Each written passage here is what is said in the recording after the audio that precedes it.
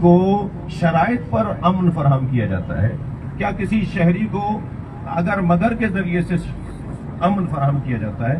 میرا ایک سوال ہے اداروں کے ساتھ اور ذمہ داروں کے ساتھ کہ یہ جو رویہ ہے، جو طریقہ ہے، خاص طور پر جس نقطے پہ جا کر بات رک جاتی ہے، یہ چند دن پہلے جو مذاکرات ناکام ہوئے اس کے اندر جو بات جا کے رکی ہے، وہ یقیناً بات یہی ہے کہ کیسے آپ نہتوں کے حوالے اس خطے کو کرنا چاہتے ہیں، کیسے نہتوں کو دشمن کے حوالے کرنا چاہتے ہیں، کیسے نہتوں کو دہشت گردوں کے حوالے کرنا چاہتے ہیں۔ نہتے آپ اس خطے کے اندر امن و امان کو بحال کر کے کوئی 1 سال کا دورانیہ گزار دیجئے، کوئی 1.5 سال کا دورانیہ گزار دیجئے، آپ کی چوکیاں مضبوط ہوں، آپ آنے جانے والوں پر کڑی نظر رکھتے ہوں، آپ باہر والوں کو وہاں کا شرارت کرنے پہ کنٹرول کرنے کی صلاحیت رکھتے ہوں، تب آپ کے منہ سے یہ بات کہی اچھی لگے گی کہ وہاں مثلاً کسی چیز کو خلا کر دیا جائے اور اس چیز کو وہاں سے ختم کر دیا جائے اور وہ چیز لے لی جائے اور وہ چیز ان کے پاس نہیں ہونی چاہیے۔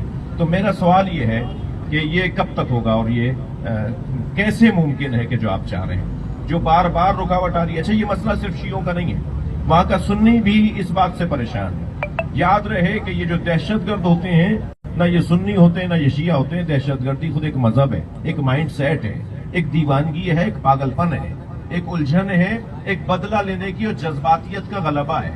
اس دہشت گردی اور اس کیفیت کو کسی مذہب کے ساتھ جوڑنا، میں تو کسی حد تک قائل نہیں ہوں اس بات کا۔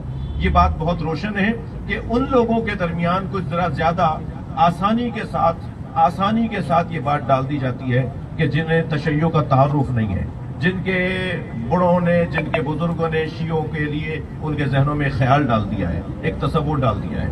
لیکن الحمدللہ بہت تیزی سے جو چیزیں واضح ہوتی چلی جا رہی ہیں، اب وہ دور ختم ہو گیا، اب تشیع کی صدی ہے۔ انشاءاللہ شیعت مسلمانوں کی حفاظت کا کام انجام دے گی۔ مجھے تو اس بات پر فخر ہوتا ہے کہ شیعہ سنیوں کا محافظ ثابت ہوا ہے اس صدی کے اندر۔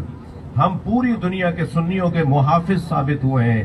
فلسطین کی سرزمین سنیوں کی سرزمین تھی، مگر اس کے محافظ شیعہ ثابت ہوئے۔ ہمیں یہ اعزاز حاصل ہے کہ ہم شیعہ سنیوں کے محافظ ہیں، ہم شیعہ سنیوں کے محافظ ہیں۔ بر صغیر میں خاص طور پر ہمارے اس خطے کے اندر جس انداز سے سنی شیعہ آگے بڑھے ہیں وہ آپ